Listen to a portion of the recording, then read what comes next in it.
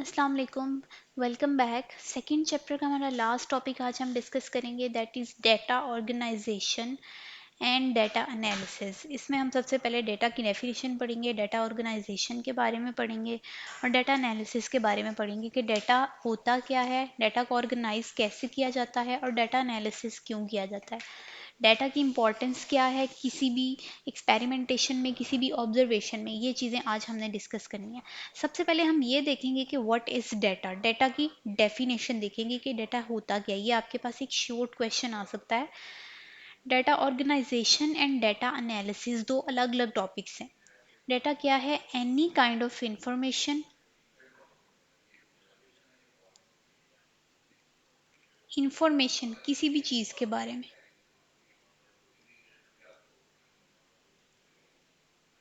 किसी भी किस्म की मालूमात डाटा है। फॉर एग्जांपल मैं आपसे पूछती हूँ स्टूडेंट्स, आपका नाम क्या है, आप कहाँ रहते हैं, आपकी एज क्या है, आपके बारे में सवाल पूछ रही हूँ, तो ये क्या है? डेटा है। किसी भी किस्म की इंफॉर्मेशन, वो क्या हो सकती है? नेम हो सकता है, ठीक है, आपका नाम पूछ सकती हूँ मैं, डेट पूछ सकती हूँ मैं आपसे, कोई भी आपकी डेट ऑफ बर्थ क्या है, ठीक है, कोई वैल्यू पूछ सकती हूँ मैं आपसे, कोई वैल्यू हो सकती है, कोई भी इंफॉर्मेशन जो लिविंग ऑर्गेनिज्म से रिलेटेड होगी वो डाटा है। लेकिन हर चीज़ की नेम को, वैल्यू को, डेट को डाटा नहीं कहेंगे।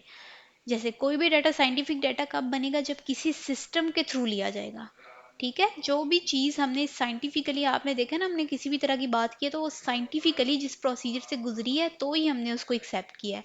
जब साइंटिफिक मेथड के थ्रू लिया जाएगा तो ऐसी information that we obtain from observations and experiments is data.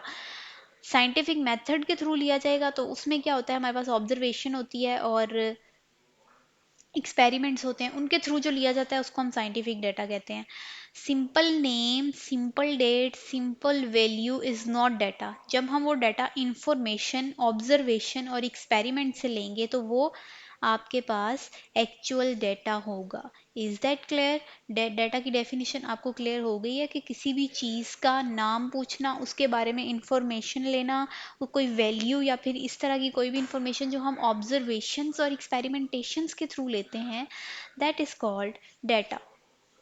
अब नेक्स्ट क्वेश्चन पे आ जाएं, दैट इज डाटा ऑर्गेनाइजेशन। कि डाटा ऑर्गेनाइजेशन क्या है? जब हम ऑब्जर्वेशन करते हैं तो पहले क्या बनाते हैं? अभी मैंने आपको पिछले लेक्चर में बताया है, ऑब्जर्वेशन से हम क्या बनाते हैं? हाइपोथेसिस। हाइपोथेसिस क्या है? एक डाउटफुल स्टेटमेंट। हाइपोथेसिस बनाने से पहले साइंटिस्ट ऑब्जर्वेशन करता है।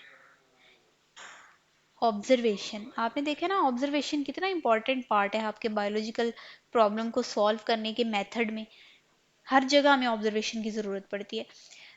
अच्छा, मैं आपको बता रही थी कि हाइपोथेसिस बनाने से पहले साइंटिस्ट ऑब्जर्वेशंस के थ्रू डाटा कलेक्ट करता है। जब वो डाटा कलेक्ट कर लेगा तो उसको तरतीब देगा, अरेंज करेगा उसको,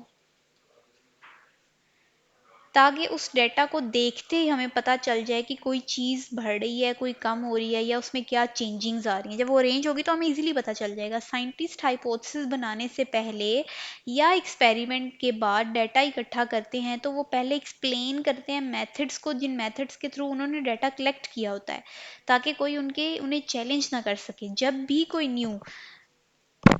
न्यू जो डाटा जो है वो कलेक्ट किया जाता है, रिसर्च की जाती है, तो जो भी डाटा लिया जाता है, डाटा कलेक्शन मेथड उसमें बताना ज़रूरी होता है। कोई डिज़ीज़ के बारे में आपने रिसर्च करनी है तो आप बताएंगे कि आपने किन किन पेशेंट्स का डेटा लिया, आपने कितनी एज के पेशेंट्स का लिया। जैसे हमने वो डिस्कस किया था, जब मलेरिया की एग्जांपल को यहाँ पर डिस्कस किया था, तो मलेरिया में हमने क्या किया था कि हमने बताया था कि हम इतने ये वाले पेशेंट ले रहे हैं, इतने हम जो है वो हेल्दी पेशेंट ले रहे हैं और इतने हम इल पेशेंट ले रहे हैं, उनका हम ब्लड सैंपल लेंगे। पूरा आपने अपने ऑब्जर्वेशन को एक्सप्लेन करना है, कितनी एज थी उनकी, ठीक है। इस तरह फिजिक्स के हवाले से अगर कोई मेजरमेंट ले रहे हैं तो आप बताओगे कि आपने फलां फलां इंस्ट्रूमेंट से फलां फलां चीज़ों की मेजरमेंट ली है, किस तरीके से ली है, क्या क्या इंस्ट्रूमेंट यूज़ किया है, पूरा एक्सप्लेन करना है। डाटा कलेक्शन मेथड बताना बहुत ही ज़रूरी है। इससे फ़ायदा ये होता है कि आपके डाटा की क्वालिटी वो बेहतर हो जाती है, ठीक है। डाटा मायारी हो जाता है, कोई भी दुनिया में बंदा आपके डाटा को चैलेंज नहीं कर सकता उसके बाद। क्यों? क्योंकि आपने एक प्रॉपर एक प्रोसीजर एक्सप्लेन कर दिया है। वो ये नहीं कह सकता कि आपका डाटा गलत है, क्योंकि आपने सारी एक्सप्लेनेशन दी हुई है कि कैसे डाटा कलेक्ट हुआ है।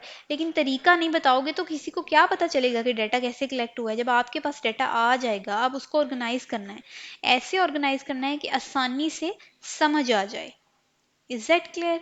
यहाँ पर एक वेरी इंपॉर्टेंट शॉर्ट क्वेश्चन आता है,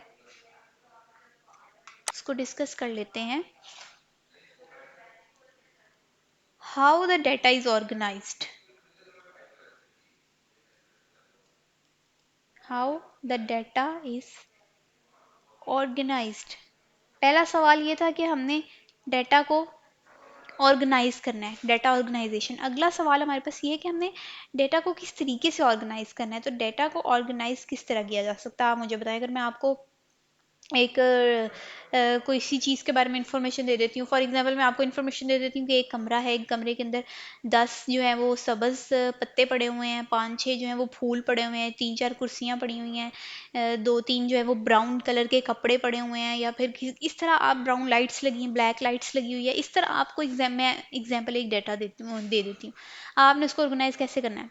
आप क्या करोगे, एक स्टेटमेंट लिखोगे कि कमरे में ये चीज़ें मौजूद हैं। फिर उसकी आप, अगर फॉर एग्जांपल 3 चीज़ों का सेम कलर है, तो आप वो 3 थिंग्स जो होंगी उसके साथ आप उसकी नंबरिंग कर दोगे, टेबल बना दोगे इस तरीके से कि ये 3 चीज़ें ये हैं। ठीक है? तो किस क्या किया हमने? The answer to this question is data can be organised in the form of charts. ठीक है, आप चार्ट्स बना सकते हो, टेबल्स,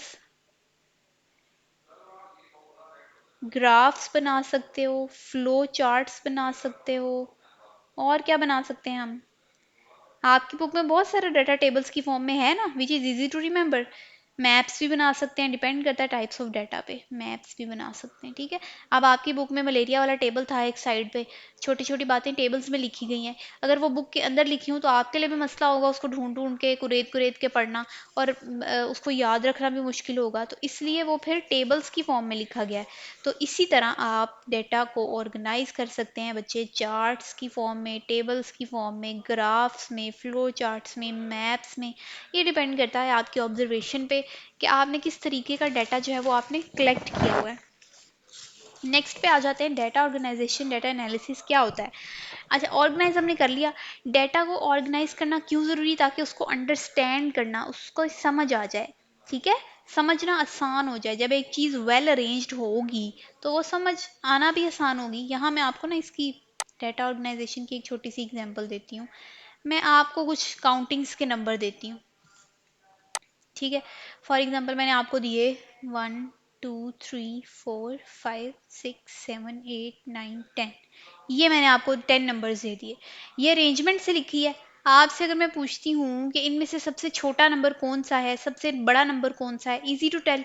ठीक है, आप बता दो कि सबसे छोटा 1 है मैडम, सबसे बड़ा 10 है, दरमियान में 5 है। क्यों? क्योंकि एक अरेंजमेंट में लिखी हुई। अब मैं इसकी अरेंजमेंट को चेंज कर देती हूँ, हम इसकी अरेंजमेंट चेंज कर देते हैं। फॉर एग्जाम्पल अब ये अरेंजमेंट है, नंबर्स को आगे पीछे कर दिया है, तो अब फौरन ये बताना मुश्किल है कि सबसे छोटा नंबर कौन सा है, ढूंढना पड़ेगा, है ना। क्योंकि अब ये डाटा ऑर्गेनाइज्ड नहीं है। ऑर्गेनाइज्ड करने के बाद चीज़ें बहुत आसान हो जाती हैं। अगर इसमें मैं आपको कहती हूँ सबसे छोटा नंबर बताएं, आप फटाफट से नहीं बता सकते, आपको पहले देखना पड़ेगा। अच्छा 2 है, 4 9, अच्छा अच्छा 1 है, ओके, फिर आप बताएंगे अच्छा मैडम 1 है। फिर मैं कहती हूँ सबसे बड़ा बताएं, आपको फिर ढूंढना पड़ेगा, अच्छा बड़ा सबसे ऊपर तो नहीं है, बड़ा सबसे नीचे तो नहीं है। मुश्किल हुई ना इस तरह। तो इसलिए मैं कह आपसे ये बात आपको समझा रही हूँ कि ऑर्गेनाइज्ड डाटा जो है उसमें चीज़ें आसान हो जाती हैं। साइंटिस्ट डाटा को इसलिए अरेंज्ड या ऑर्गेनाइज्ड कर सक देते हैं ताकि उसके ऊपर एक्सपेरिमेंट करना, रिजल्ट लाना इजी हो जाए, उसका डाटा एनालिसिस आसान हो जाए। एनालिसिस का मतलब क्या होता है आपको पता है ना? एनालिसिस कहते हैं किसी चीज़ का रिजल्ट निकालना, उसमें से उसको एनालाइज करना। तो डाटा एनालिसिस आसान हो जाए, डाटा एनालिसिस आपका आसान हो जाए, तो इसलिए आप जो है डाटा को ऑर्गेनाइज करते हैं। इसमें अब आपने कौन सी मेन चीज़ें टॉपिक में पढ़ी हैं? सबसे पहले आपने डाटा की डेफिनेशन पढ़ी है कि डाटा होता क्या है। डाटा क्या होता है कि अगर कोई भी चीज़, किसी भी चीज़ की इंफॉर्मेशन मैं ले रही हूँ, मैं आपसे पूछ रही हूँ कि आपका नाम क्या है, किसी भी चीज़ की information related to living organisms मैं ले रही हूँ, लेकिन ले मैं थ्रू साइंटिफिक प्रोसीजर रही हूँ, तो दैट इज़ कॉल्ड डाटा। अब डाटा ऑर्गेनाइजेशन ज़रूरी क्यों है, डाटा ऑर्गेनाइजेशन की कैसे जाती है, उसके चार्ट्स बना दिए जाते हैं, उसके ग्राफ्स, मैप्स, या टेबल्स या फिर फ्लो चार्ट्स बना दिए जाते हैं ताकि उसको समझना आसान हो जाए और उसको उसका एनालिसिस करना आसान हो जाए। डाटा ऑर्गेनाइजेशन इसलिए ज़रूरी है। ठीक है, ये आपका जो टॉपिक है ये भी कंप्लीट हो गया, डाटा डेफिनेशन, डाटा ऑर्गेनाइजेशन। ठीक है, इसका इंपॉर्टेंट क्वेश्चन भी मैंने आपको बता दिया है कि डाटा को हम अरेंज किस तरह कर सकते हैं और डाटा को अरेंज करना ज़रूरी क्यों है, ये दो इसके इंपॉर्टेंट क्वेश्चन हैं। Is that clear? ये सारी चीज़ें हमने डिस्कस कर ली हैं।